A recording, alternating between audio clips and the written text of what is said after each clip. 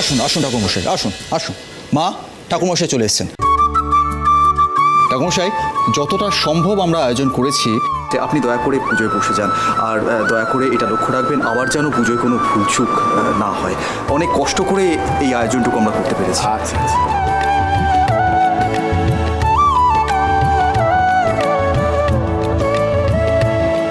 এ তো অপূর্ব আয়োজন। সত্যি আমাদের বিস্কুট দিয়ে যে এত কিছু হতে পারে কে জানতো।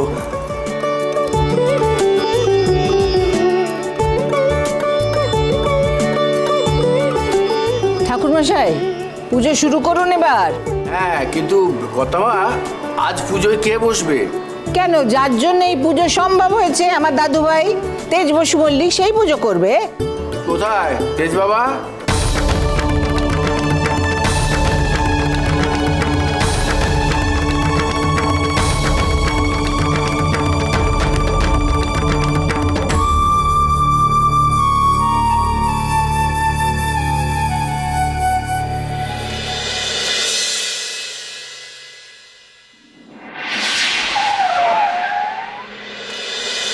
সত্যি জামাইবাবুর কি বুদ্ধি, তাই না?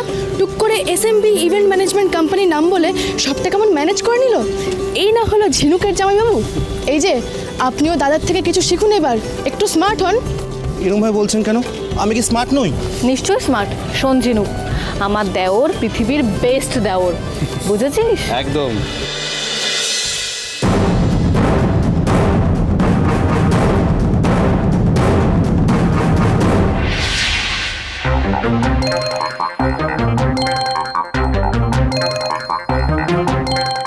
কেস করেছে রে, চলা ফেলা।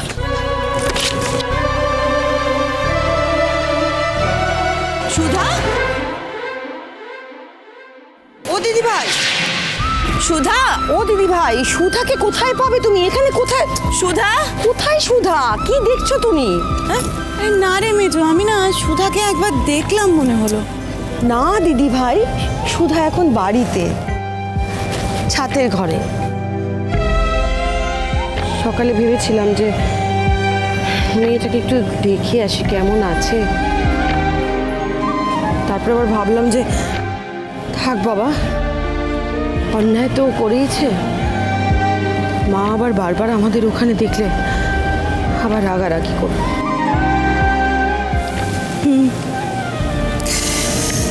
যাকে মেজো, হয়তো আমি ভুল দেখেছি রে। চল আমরা যাই।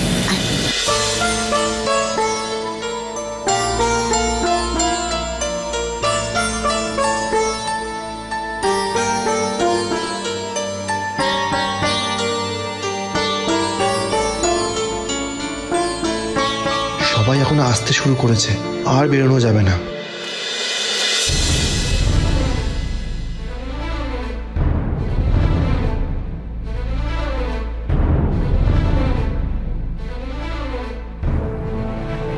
দিদি, মন খারাপ করিস না। দেখবি যেদিন ওরা জানতে পারবে তুই এই পরিবারের জন্য কতটা ভেবেছিস, কতটা করেছিস, সেদিন ওরা তোর মূল্যটা ঠিক বুঝবে। এক্ষুনি খোঁজ নাও এই এসএমবি ইভেন্ট ম্যানেজমেন্ট কোম্পানিটা কাদের, কি করে ওরা এত তাড়াতাড়ি এই কাজটা করতে পারলো, কতজন ওদের স্টাফ, কোথায় ওদের office. I want to know everything in detail, এক্ষুনি।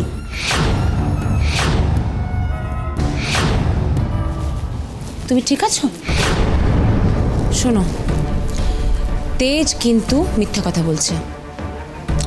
হ্যাঁ, এই কাজটা অন্য কোনো কোম্পানির কাজ হতেই পারে না। এই কাজটা সুধাই করেছে। কিন্তু সুধা এখন কোথায় সেটাই তো আমি বুঝতে পারছি না। কিন্তু আমি এটা শিওর যে পুরো বিষয়টার মধ্যে একটা গন্ডগোল রয়েছে। মম, কি গোলমাল হচ্ছে সেটাই তো আমাদের খুঁজে বার করতে হবে। কাননমালা দেবীর কাছে আমাদের বাজেভাবে ফেস লস হয়েছে, কিন্তু হ্যাঁ, সেটাকে ড্যামেজ কন্ট্রোল করতে হবে। কিন্তু কিভাবে? I just don't know. শোনো শোনো, ড্যামেজ কন্ট্রোল পরে করবে। এই কি কোম্পানি তুমি খোঁজ করছো না, এসএমবি, এসব পরে করো। এখন আমাদের কাজ হচ্ছে সবার আগে ওই পুজোর জায়গাটায় যাওয়া। পুজোর জায়গায় গিয়ে যা যা কাজ বাকি আছে সেগুলো সব করে ফেলতে হবে আমাদের দায়িত্বে। বেবি, আসল কথাটা হচ্ছে ওই বুড়িটাকে হাতের মুঠোয় রাখতে হবে। তারপরে ওই কি এসএমবি কি কোম্পানি এসব খোঁজা যাবে, বুঝেছো? চলো চলো, তুমি এসো আমার সাথে বেবি, এসো।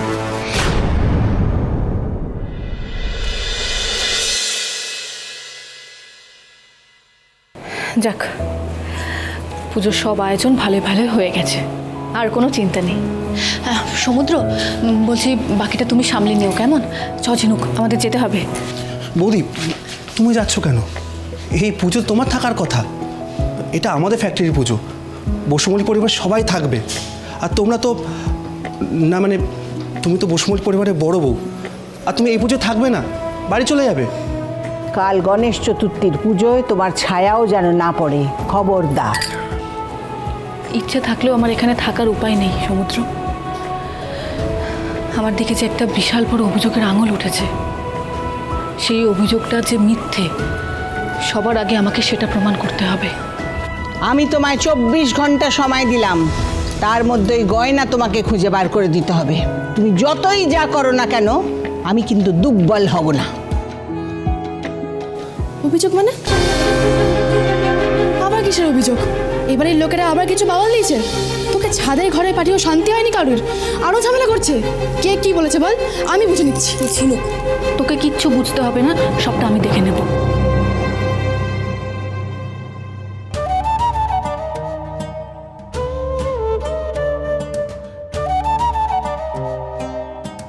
তুই চল, তাড়াতাড়ি আমাদের এখান থেকে যেতে হবে, চল। কোথাও যাবেন না আপনি।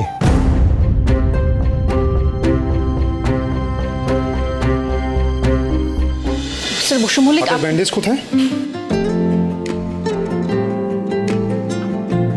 আমি তো তখনই আপনাকে বললাম তেমন কিচ্ছু হয়নি। আমি হলুদ চুনের প্রলেপ লাগিয়েছিলাম, ঠিক হয়ে গেছে, তাই খুলে দিয়েছি।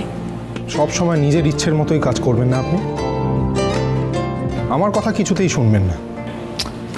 এখন এই নিয়ে কথা বলার সময় নয় মিস্টার বসু মল্লিক। আপনি যান, আপনি পুজোতে বসুন, তা না হলে অনেক দেরি হয়ে যাবে। আর কেউ জানার আগে আমাদের এখান থেকে বেরোতে হবে। ঝিনুক, চল। আমি বললাম না আপনি কোথাও যাবেন না।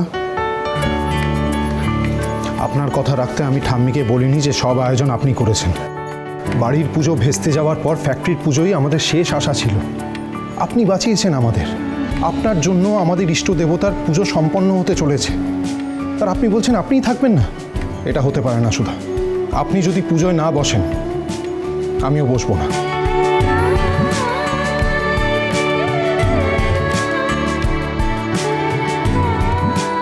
মিস্টার বসু মল্লিক, আপনি কেন জেদ করছেন? ঠাম্মি চান না এই পুজোতে আমার ছায়াও পড়ুক, কারণ ঠাম্মি আমাকে অপবিত্র, কলঙ্কিত মনে করেন। কিন্তু ঠাম্মির ভুলকে তো গজানন ভেঙে দিয়েছেন। আর যে মূর্তি পুজো হতে চলেছে সেটা তো আপনার হাতে বানানো। গজাননের ইচ্ছে যদি না থাকতো, তাহলে তো মূর্তি বানানোর সময় কোনো না কোনো বিঘ্ন ঘটতো, ঘটেনি তো। এরকম দুর্যোগ এলো, সব নষ্ট হয়ে গেল, কিন্তু তাও গজাননের মূর্তি তৈরি হয়েছে সুধা। পুজোর সব আয়োজন হয়েছে, এটাই তো ইঙ্গিত আপনি অপবিত্র, কলঙ্কিত হতেই পারেন না। সুধা, গজাননের ইচ্ছে আপনি বসু মল্লিক বাড়ির বড় নাতবউ হয়েছে।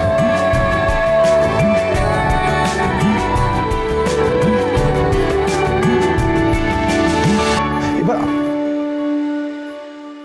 সুধা, আপনি যদি পুজোয় না বসেন, তাহলে কিন্তু গজাননের ইচ্ছের অপমান করা হবে। আর আমি পুজোর জায়গায় গেলে ঠাম্মির অপমান হবে। কিন্তু অনেক বুদ্ধিমতী, সব সমস্যার সমাধান আছে আপনার কাছে, কোনো একটা উপায় খুঁজে বের করুন না। পুজো করলে একসঙ্গে করবো, না হলে কিন্তু আমি পুজোয় বসবো না সুধা। আর এটাই তেজ বসু মল্লিকের শেষ সিদ্ধান্ত।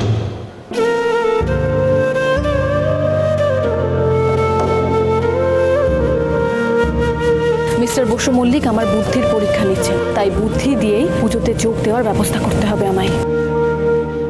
আপনার কথা রাখতে আমাকে কিছু একটা করতেই হবে।